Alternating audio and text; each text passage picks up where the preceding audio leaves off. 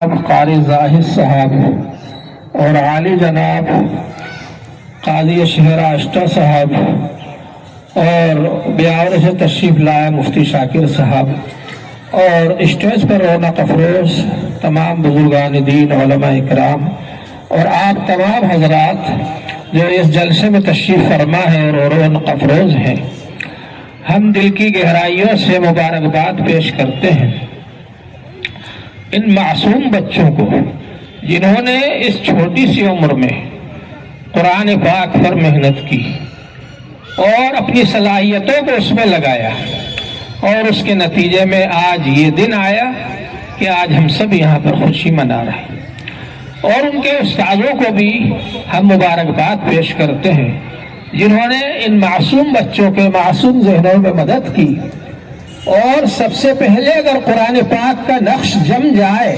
انسان کے اندر تو پھر کوئی طاقت اس کو گمراہ نہیں کر سکتی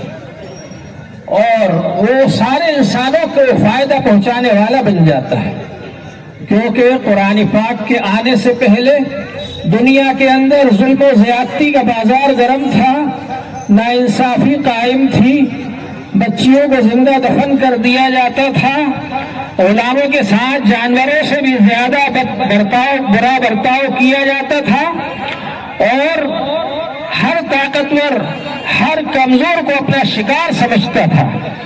ایسے نازک موقع پر آ کر قرآن پاک نے تمام انسانوں کو ہدایت کی دعوت دی،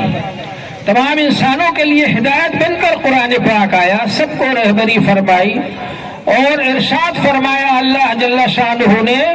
یا ایھا الناس انا خلقناکم من ذکر و انثی،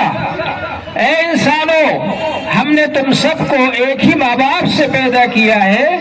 ایک ہی ماں باپ سے بنایا ہے، من ذکر و انثی وجعلناکم شعوبا و قبائل، اور ہم نے تمہارے خاندان بنا دیے، برادریاں بنا دی، ذاتیں بنا دی، اور یہ سب اس لیے بنائی لتعارفوا، تاکہ جان پہچان ہو، اس لیے نہیں بنائی کہ ایک دوسرے پر گھمنڈ کرو، ایک دوسرے کو حقیر سمجھو، اپنے آپ کو بڑا سمجھو، اس لیے نہیں، بلکہ اس لیے بنائی تاکہ جان پہچان ہو۔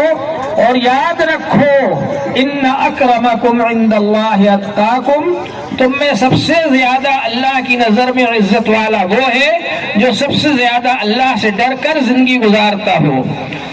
ہر کام کے کرتے وقت یہ سوچتا ہو کہ کہیں اللہ مجھ سے ناراض نہ ہو جائے، کہیں ایسا نہ ہو کہ مجھ سے کوئی کام ایسا ہو جائے جس کی وجہ سے اللہ ناراض ہو جائے۔ جو ایسی زندگی گزارتا ہے وہ اللہ تعالی کی نظر میں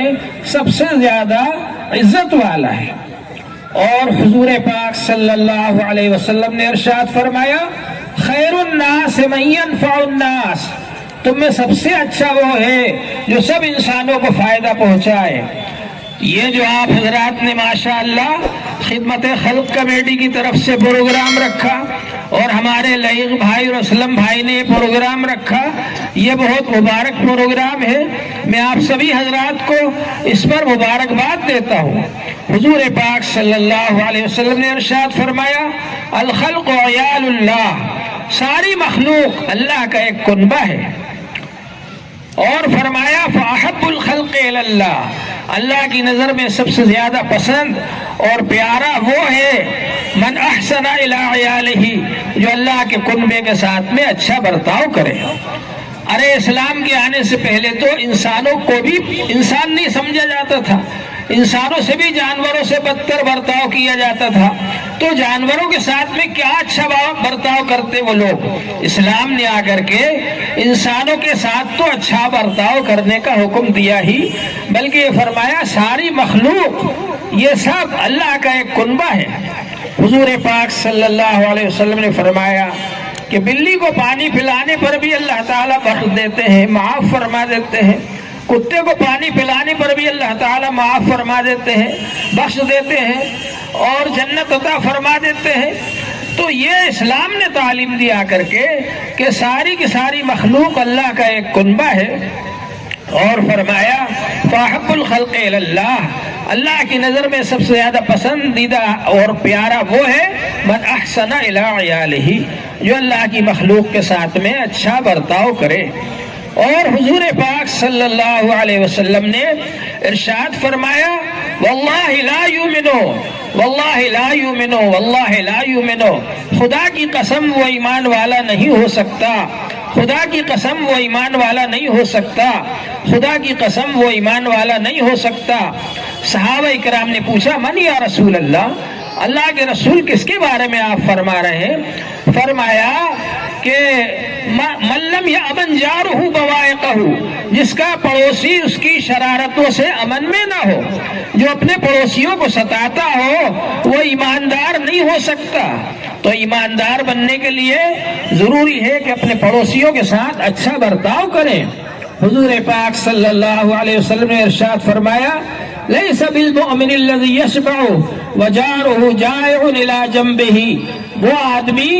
ایمان والا نہیں ہو سکتا خود تو پیٹ بھر کر سو جائے اور اس کا پڑوسی پڑوس میں بھوکا پڑا رہے۔ تو اللہ تبارک و تعالی نے ہم کو یہ جو قرآن پاک عطا فرمایا یہ ساری انسانیت کو فائدہ پہنچانے کے لیے، اور یہ ہم کو تعلیم دیتا ہے کہ ہم قرآن پاک کو پڑھیں اور اس کو سمجھیں اور اس کے مطابق اپنی زندگی بنائیں۔ اگر قرآن پاک کے مطابق ہماری زندگی ہوگی تو ہم سے سب لوگ محبت کریں گے، پیار کریں گے، اور ہم بھی دوسروں کے ساتھ محبت اور پیار کریں گے۔ حضور پاک صلی اللہ علیہ وسلم نے ارشاد فرمایا المؤمن مالف ولا خیر فی من لا یالف ولا یولف، ایمان والا محبت کا مقام ہے اور اس میں کوئی بھلائی اور خیر نہیں ہے جو نہ خود کسی سے محبت کرے اور نہ اس سے محبت کی جائے۔ حضور پاک صلی اللہ علیہ وسلم نے ارشاد فرمایا کہ جب قیامت کے دن میدان حشر قائم ہوگا، یہ جو سورج ہے یہ آج ہم سے 9 کروڑ 30 لاکھ میل دور ہے، یہ سوا نیزے پر آ جائے گا، زمین تپ کر تانبے کی طرح ہو جائے گی اور سارے لوگ پسینے میں غرق ہوں گے، اللہ کے دربار میں کھڑے ہوں گے، اللہ کی عدالت میں کھڑے ہوں گے، وہاں جا کر کے ہر ایک کو حساب و کتاب دینا ہے۔ لیکن وہاں پر جب پہنچیں گے تو اعلان ہوگا این المتحابون فیہ، وہ لوگ کہاں ہیں جو خالص میری وجہ سے ایک دوسرے سے دوستی رکھتے تھے، الیوم ظلہم فی ظلی، آج میں ان کو اپنے عرش کے سائے میں جگہ دوں گا جبکہ میرے عرش کے سائے کے علاوہ کوئی سایہ نہیں ہوگا۔ تو اللہ جل شانہ کا بڑا کرم ہے کہ اس نے ہمیں اور آپ کو قرآن پاک کی نسبت سے اور قرآن پاک کی محبت میں اور انسانیت کی محبت میں یہاں پر جمع کیا، اور اس جلسے کا پیغام ہے کہ ہم سب قرآن پاک پڑھیں اور انسانیت کی خدمت کریں۔ اللہ جل شانہ آپ کو اور ہمیں سب کو عمل کی توفیق عطا فرمائے۔ وآخر دعوانا ان الحمد للہ رب العالمین۔ اللہم صلی علی سیدنا حبیبنا، حافظ بنے ہیں ان کو قبول فرما، ان کی برکت سے ہم سب کو قبول فرما یا ارحم الراحمین۔ قرآن پاک کی برکات سے ہم سب کو مستفید فرما یا ارحم الراحمین۔ اپنا کرم فرما، اپنا رحم فرما یا ارحم الراحمین۔ پوری دنیا کے اندر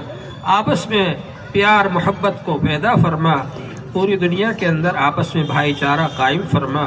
پوری دنیا کے اندر امن و امان کو قائم فرما یا ارحم الراحمین۔ ہم سب کو نیک بننے کی توفیق عطا فرما، ایک بننے کی توفیق عطا فرما، برائیوں سے ہم سب کی حفاظت فرما۔ حضور پاک صلی اللہ علیہ وسلم کی طفیل میں ہماری دعاؤں کو قبول فرما۔ سبحان ربک رب العزت عما یصفون وسلام علی المرسلین والحمد للہ رب العالمین برحمتک یا